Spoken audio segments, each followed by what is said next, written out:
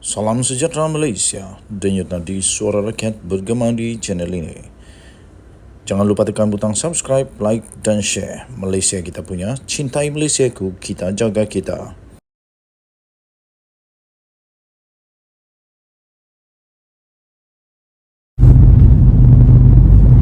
Salam sejahtera Malaysia, denyut nadi suara rakyat bergema di channel ini. Rombakan kabinet yang paling menjadi berita hangat buat ketika ini. Zahid Hamidi pun sudah mengeluarkan kenyataan bahawa ya memang kemungkinan rombakan kabinet bakal berlaku. Itu tajuk berita yang saya nampak di dalam satu portal baru-baru ini. Tapi sekarang ini yang kita nak perkatakan ialah tentang Johari Ghani berkata Menteri Kewangan kedua atau Menteri Wilayah Persekutuan. Ketika ini ramai sekali yang bercakap mengenai rombakan kabinet yang dijangka akan dilakukan oleh Perdana Menteri Datuk Seri Anwar Ibrahim sebaik saja berakhirnya PRK Pelangai pada 7 Oktober ini.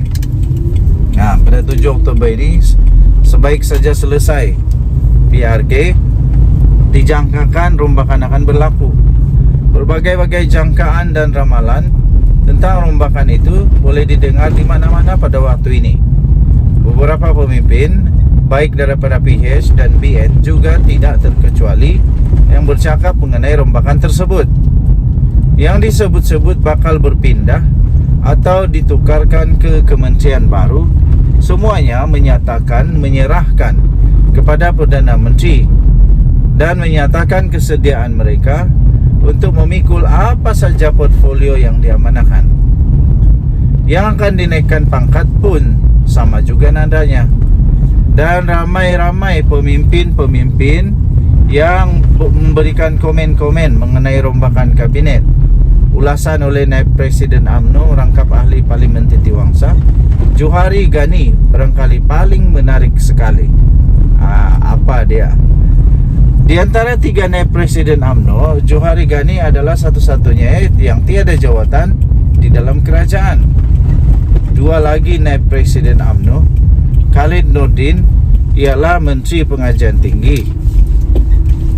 Manakala Wan Rosdi Wan Ismail pula adalah Menteri Besar Pahang. Jadi tuan-tuan dan puan yang dihormati sekalian, kita akan nantikan rombakan kabinet akan berlaku. Saya fikir ramai menteri yang akan ditukarkan, ramai juga yang akan naik pangkat. Adakah Zahid Hamidi akan ditukarkan? Adakah beliau akan ditukarkan? Adakah beliau akan tiba-tiba menjadi Menteri Kewangan? Tiba-tiba Zahid Hamidi jadi Menteri Kewangan kah? Ataupun kah dia akan menjadi Menteri Ekonomi, ataupun dia akan tetap menjadi timbalan Perdana Menteri merangkap Menteri Kewangan yang baru? Itu soalan yang betul-betul mau dinantikan oleh rakyat lah, apa keputusannya. Dalam reaksinya iaitu reaksi Johari Ghani. Dalam reaksinya mengenai rombakan kabinet, Johari Ghani berkata sama ada Perdana Menteri hendak buat rombakan kabinet atau tidak, itu hak mutlak Perdana Menteri. Saya berpendapat begini, katanya. Mesti dalam mana-mana kerajaan, Perdana Menteri mesti dia punya keputusan eksklusif, katanya. Lepas tu dia kata kita tidak boleh memberi sebarang tekanan kepada Perdana Menteri, sebab kita semua pilih dia Anwar sebagai Perdana Menteri. Kita sokong dia, katanya. Tambahnya, semua pihak juga tidak harus memberikan tekanan kepada Perdana Menteri dengan mengambil kira kerajaan perpaduan ini baru saja mencecah tempoh selama 10 bulan. Katanya dalam tempoh 10 bulan ini kita berdepan dengan ekonomi global yang besar. Di samping kita juga berdepan dengan cara yang sesuai untuk bekerja dengan parti-parti ini yang ada dalam kerajaan perpaduan. Ini adalah salah satu daripada perubahan yang perlu kita lalui. Saya rasa kalau bagi masa secukupnya hingga akhir tahun 2027, saya ingat kita akan nampak dan menilai keberkesanan kerajaan perpaduan dalam mentadbir negara, ujarnya lagi. Okey, anda boleh lihat, baca untuk artikel lengkap ini di sabudin.com.net. Dan dia punya perenggan terakhir, dengarnya kalau tidak Menteri Keuangan kedua, jawatan Menteri Wilayah Persekutuan bakal menunggu untuk jatuh ke ribanya. Wow. Jadi adakah Menteri Keuangan baru dilantik, timbalan Menteri Keuangan Menteri Keuangan kedua akan dilantik atau tidak? Kita tunggu. Bye-bye. Salam sejahtera Malaysia. Selamat pagi tuan-tuan dan puan-puan yang dihormati sekalian. Denyut nadi suara rakyat bergema di channel ini. Baru saja diterima sebentar tadi untuk rasuah, kes rasuah satu projek kementerian bernilai 87 juta ringgit Malaysia, diterbitkan di di sinarharian.com.my. Wanita suap kereta mewah untuk projek kementerian 87 juta ringgit Malaysia. Wow, ini barulah rasuah untuk nak dapat apa tu? Untuk projek 87 juta ke? Ya. Inilah rasuah-rasuah begini yang merosak negara Malaysia. Suruhanjaya Pencegahan Rasuah Malaysia (SPRM) telah menahan seorang wanita bagi memberi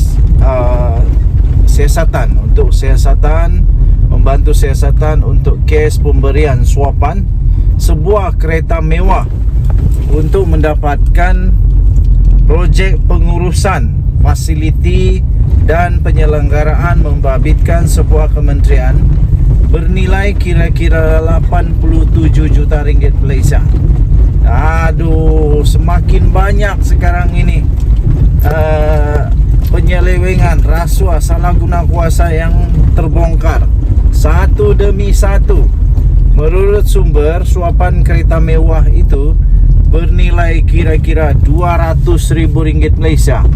Wow, siapa yang tidak berpinar-pinar mata kalau nampak kereta mewah 200,000 kan?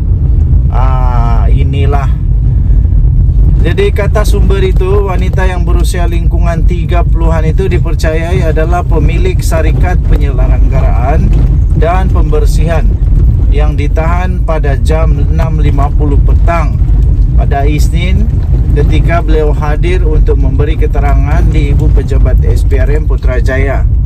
Wanita itu disyaki telah memberikan suapan berupa kereta mewah kepada seorang pegawai kanan kementerian tersebut pada tahun ini bagi mendapatkan projek pengurusan fasiliti dan penyelenggaraan bagi tempoh 5 tahun yang diluluskan pada tahun 2021. Pada tahun 2021, siapa Perdana Menteri waktu itu? Kerajaan mana yang memerintah pada waktu itu? Wah, kerajaan mana yang memerintah waktu itu? Dan siapa menteri di kementerian itu? Wah, ini yang luar biasa ini. Ini yang luar biasa. Satu demi satu rasuah terbongkar.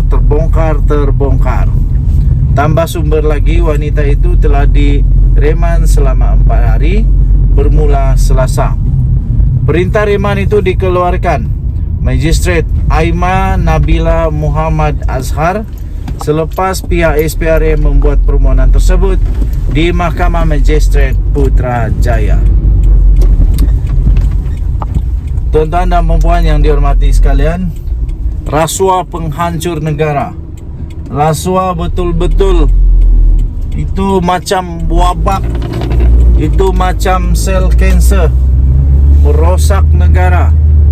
Harus dihentikan segera. Harus dihentikan segera. Yang sudah terjadi, apa boleh buat, sudah terjadi, dan adalah natijah dia, ada dia punya akibat. Kena terimalah berani buat, berani tanggung.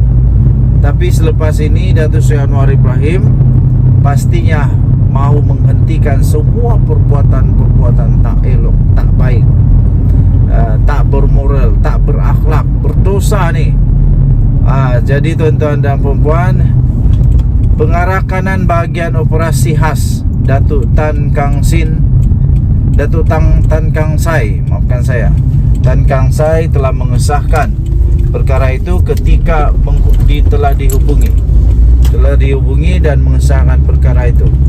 Dan kes itu disiasat di bawah Seksyen 17(e) Akta SPRM 2009. Denyut nadi suara rakyat bergema di channel ini. Untuk mendapatkan berita lengkap, sila layari sinarharian.com.my. Kita jumpa lagi. Bye-bye.